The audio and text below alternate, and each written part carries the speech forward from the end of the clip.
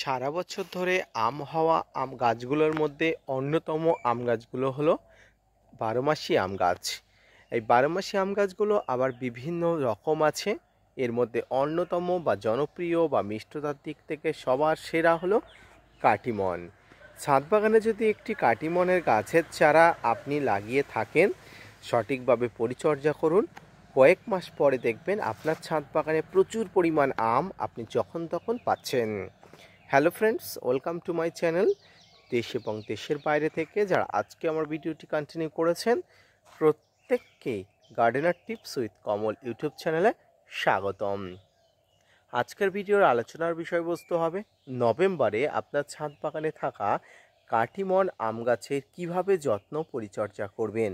অর্থাৎ শুধুমাত্র নভেম্বর মাসে আপনি কি যত্ন পরিচর্যা করবেন তাই নিয়ে থাকছে আজকের বিস্তারিত আলোচনা। না স্কিপ করে কন্টিনিউ করুন।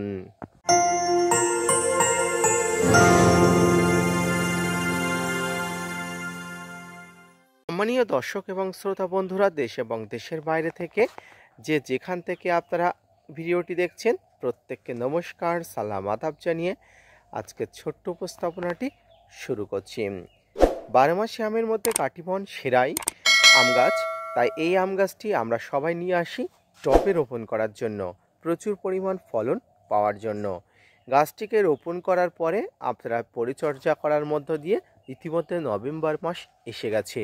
এই সময় আপনারা কি পরিচর্যা করবেন, কি সার দেবেন, কিভাবে গাছকে প্রোটেক্ট বা রক্ষা করবেন, এই সময় কুয়াশা বা শিশিরের হাত থেকে গাছগুলোকে কিভাবে মুক্তি রাখবেন, অর্থাৎ কুয়াশা বা শিশিরের মাধ্যমে গাছে যে ফাঙ্গাস বা কীটপতঙ্গের আক্রমণ ঘটে তার কিভাবে সমাধান করবেন তাই নিয়ে সেটা আলোচনা করব। প্রথমেই বলি, এই সময় এসে আপনার ছোট বড় ম্যাচুরিটি ইম্যাচুরিটি যে কোনো রকম গাছ থাকতে পারে, তাই বলবো এই সময় এসে আপনি গাছের গোড়াতে একটা ভারী মিশ্র খাবার প্রয়োগ করবেন। এই ভারী মিশ্র খাবার যদি আপনি গত 1-2 মাসের মধ্যে প্রয়োগ করেন তাহলে কিন্তু প্রয়োগ করার দরকার নেই। আর যারা এখনও প্রয়োগ করেননি তাদেরকে বলবো আপনারা এই নভেম্বর মাসে এসেই কিন্তু গাছের গোড়াতে সার প্রয়োগ করে ফেলুন।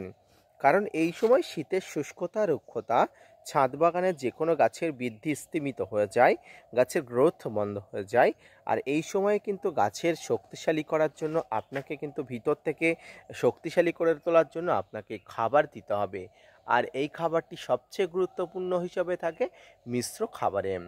তবে গাছের মিশ্র খাবার দেওয়ার সময় আপনারা সব উপাদান ব্যবহার করেন, আম গাছের ক্ষেত্রে একটু আলাদা। অর্থাৎ আমি বলবো আম গাছের ক্ষেত্রে আলাদাভাবে খাবার তৈরি করে রাখতে। কারণ আম গাছের ক্ষেত্রে অতিরিক্ত নাইট্রোজেন একত্রে হয়ে গেলে গাছের নানাবিধ সমস্যা হয়।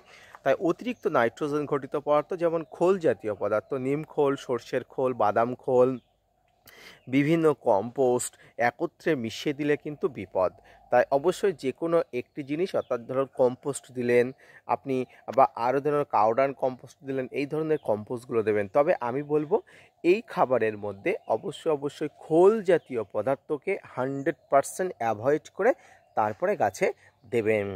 তো যারা গাছে ইতিমধ্যে খাবার দিয়ে ফেলেছেন, ভেরি গুড কাজ করেছেন। যারা খাবার এখনও দেননি তারা দ্রুত খাবার দিয়ে ফেলুন।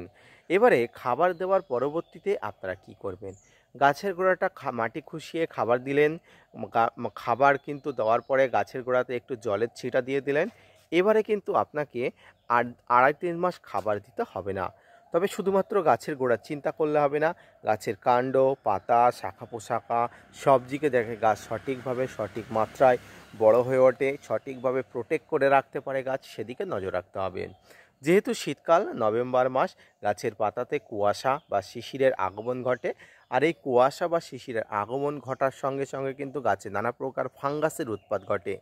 এই ফাঙ্গাসের উৎপাত যাতে গাছে কোনো প্রকার ক্ষতি না করতে পারে তার জন্য ফাঙ্গিসাইডের একটা প্রলেপ গাছে দিতে হবে। ফাঙ্গিসাইডের প্রলেপ বলতে আপনাকে যে কোনো প্রকার ফাঙ্গিসাইড কিন্তু প্রয়োগ করতে হবে। সাপ, ম্যানসার, Bavistin, Ridomil Gold, Blitox, blue copper, M45, Amistar Top, Antracol, blue copper, এই ধরনের ফাঙ্গিসাইডগুলো আপনারা অবশ্যই এই ধরনের আম গাছগুলোতে স্প্রে করবেন, তাতে কিন্তু গাছ ভালো থাকবে।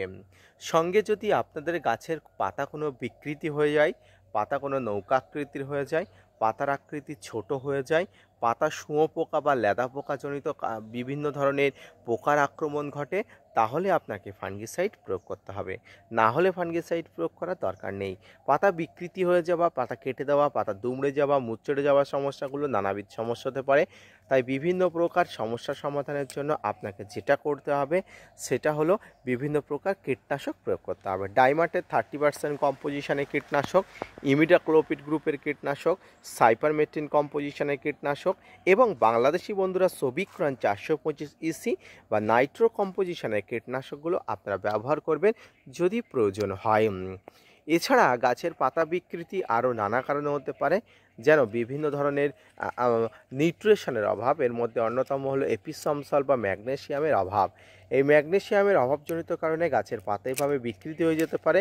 তাই বিকৃতি পাতাকে আপনি দ্রুত গাছ থেকে সরাবেন। এর পরবর্তীতে আপনি যেটা করবেন, গাছের পাতাতে এপিসম সল্ট বা ম্যাগনেসিয়াম সালফেট প্রয়োগ করুন।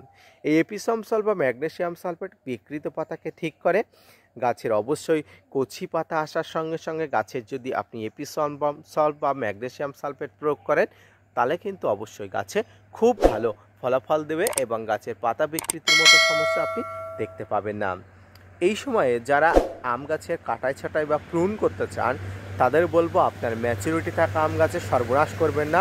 কারণ আম গাছের যে সমস্ত ডালে ফুল আসে, সেই সমস্ত ডালগুলো মিনিমাম 6 মাস পুরনো হতে হয়। তাই এই সময় আপনি যদি গাছ প্রুন করে ফেলেন ভুলবশত, আপনার কিন্তু এই সিজনে ফুল আর আসবে না। কারণ আপনার গাছের ডালটি কিন্তু ফুল আসতে আসতে 6 মাস বয়সী হবে না। গাছের পাতাতে গাছের পরিচর্যা করার পাশাপাশি গাছের কাণ্ডেও কিছু পরিচর্যা করতে হবে। এই সময় গাছের কাণ্ডে নানা ধরনের সমস্যা দেখা যায়, যেমন বিভিন্ন ধরনের সমস্যা, ডাল ফাটা সমস্যা, আরও নানা ধরনের সমস্যা দেখা যায়। ডাল ফাটা, আটা বার হওয়ার সমস্যাগুলো সমাধানের জন্য আপনাকে ব্লাইটক্স ফাঙ্গিসাইড খুব গাঢ় করে গুলে গাছের টপ টু বটম গাছের কাণ্ডাতে কিন্তু আপনি দিয়ে দেবেন। দেখুন আমার ছাদ বাগানে দেওয়া ছিল অলরেডি, দেখতে পাচ্ছেন এগুলো এখনও পর্যন্ত এখানে স্পষ্ট ভাব আছে। তো পরবর্তীতে আমি আবার দেব, যেহেতু এর প্রলেপটা উঠে গেছে, অনেক দিন ছিল। তাই কিন্তু আপনারা দ্রুত কিন্তু এটা করবেন, না হলে কিন্তু গাছের কাণ্ডেতেও ফাঙ্গাসের আক্রমণ ঘটতে পারে। যে সমস্ত কাটিমন আম গাছে ইতিমধ্যে ফুল এসেছে, আপনাদের ছাদ বাগানে কতটা ফুল এসেছে অবশ্যই কমেন্টস করবেন। যাদের ফুল এসে গেছে, ফুল ফোটার আগে আপনারা ফাঙ্গিসাইড এবং কীটনাশক একবার অবশ্যই মাত্রা কম করে দিয়ে স্প্রে করুন। শীতের শুরুতেই বা নভেম্বর মাসের শুরুতেই আপনার ছাদ বাগানে কাটিমন আম গাছের অবস্থা কেমন আছে অবশ্যই কমেন্টস করবেন এবং আজকের দেওয়া তথ্য অনুযায়ী গাছকে পরিচর্যা করুন। আশা করি ভালো থাকবে। কোনো প্রকার সমস্যার মধ্যে পড়লে আমাকে অবশ্যই কমেন্টস করবেন, আমাকে মেসেজ করবেন। হোয়াটসঅ্যাপে আপনাদের অবশ্যই একটা গ্রুপ খোলা আছে, সেখানে আপনারা ভিডিও পাঠাবেন। আমি তৎক্ষণাৎ আপনাদের সমস্যার সমাধানের জন্য পারলে অ্যান্সার দিয়ে দেবো, না পারলে সবার উদ্দেশ্যে একটা ভিডিও মেক করে আপনাদের উদ্দেশ্যে ছেড়ে দেবো। তো এইভাবে ছাদ বাগানে কাটিমন আম গাছের পরিচর্যা করুন, এইভাবে ছাদ বাগানে কাটিমন আম গাছকে দেখভাল করুন। দেখবেন ছাদ বাগানে নভেম্বরের শুরুতে কাটিমন আম গাছ প্রচুর পরিমাণ ভালো থাকছে, সুস্থ থাকছে এবং ফুল ফল আনার জন্য কিন্তু উপযোগী হয়ে উঠছে। ধন্যবাদ।